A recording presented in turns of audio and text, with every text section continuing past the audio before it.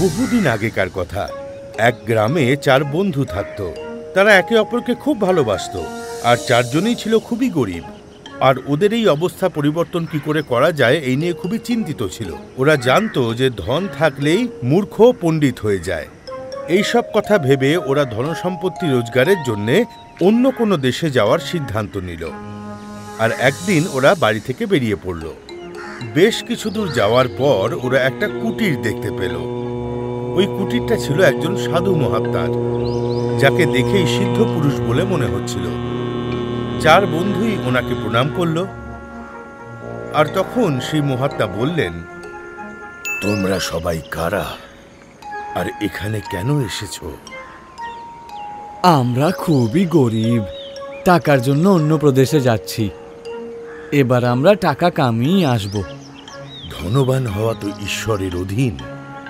এটা সত্যি যে কি ভাগ্যই পুরুষকে ধনী করে তোলে, কিন্তু সাহসী পুরুষরাও সুযোগের সদ্ব্যবহার করে নিজের ভাগ্যকে বদলে নেয়। পুরুষের পৌরুষ মাঝে মাঝে ভগবানের থেকেও বেশি শক্তিশালী হয়ে ওঠে।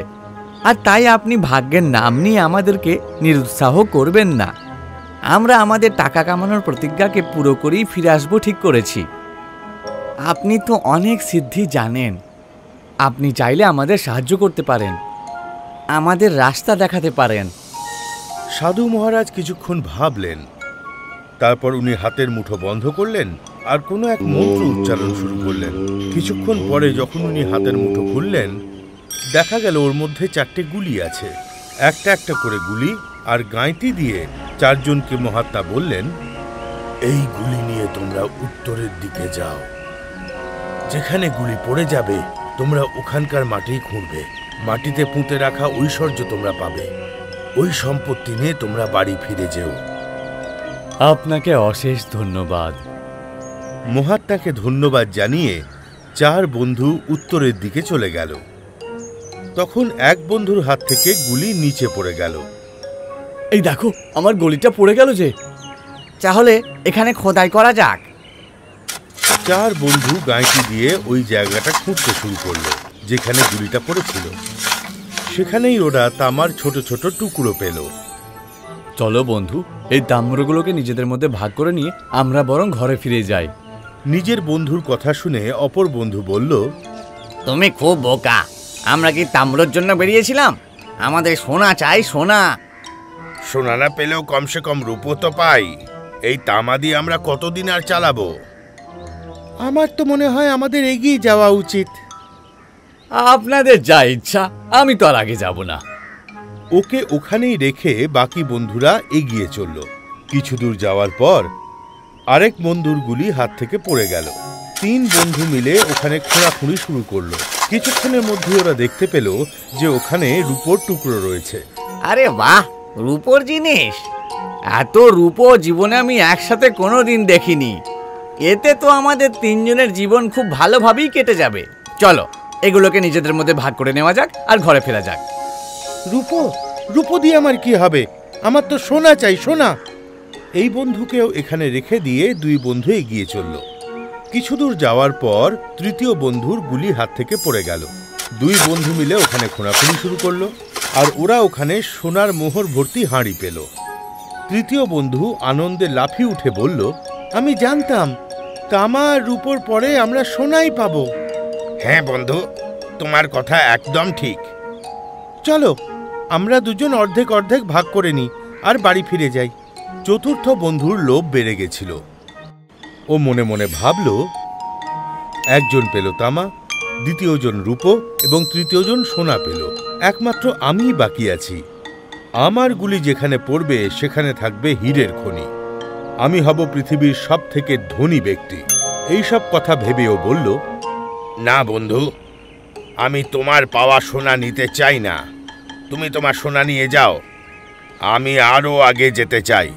আমি আরো বড় সম্পদ ওখানে পাবো। এই কথা বলে ওই বন্ধুকে ওখানে ছেড়ে ও একলা এগিয়ে চলল। অধিক ধন পাওয়ার লালসায় ও আরো অনেক আগে চলে গেল। ও তখন কারোর কাতরানোর আওয়াজ শুনতে পেল।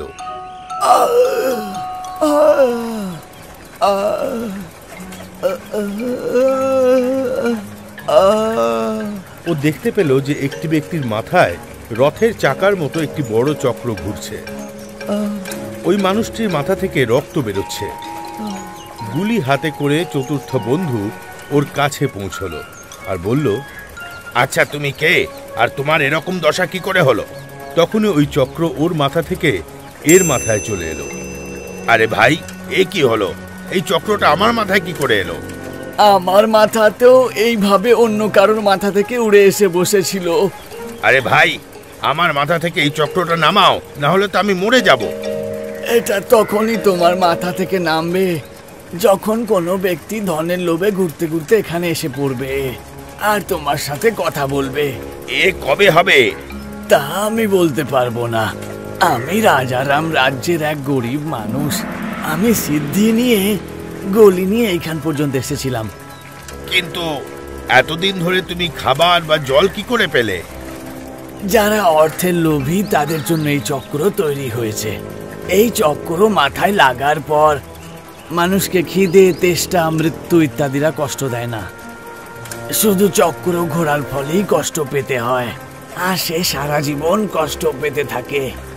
এই কথা বলে ও ওখান থেকে চলে গেল, আর ওই চতুর্থ বন্ধু কষ্ট ভোগ করার জন্য ওখানেই থেকে গেল। শিক্ষা: অতি আকাঙ্ক্ষা দুঃখের কারণ হয়ে দাঁড়ায়। আমাদের ইউটিউব চ্যানেলটিকে এক্ষুনি সাবস্ক্রাইব করুন। নতুন ভিডিও দেখার জন্য বেল আইকনটি অবশ্যই টিপুন। আপনি আমাদের ভিডিওর ওপর নিজের কমেন্ট অবশ্যই জানান। ভিডিওটিকে লাইক করে নিজেদের বন্ধুদেরকে অবশ্যই শেয়ার করুন।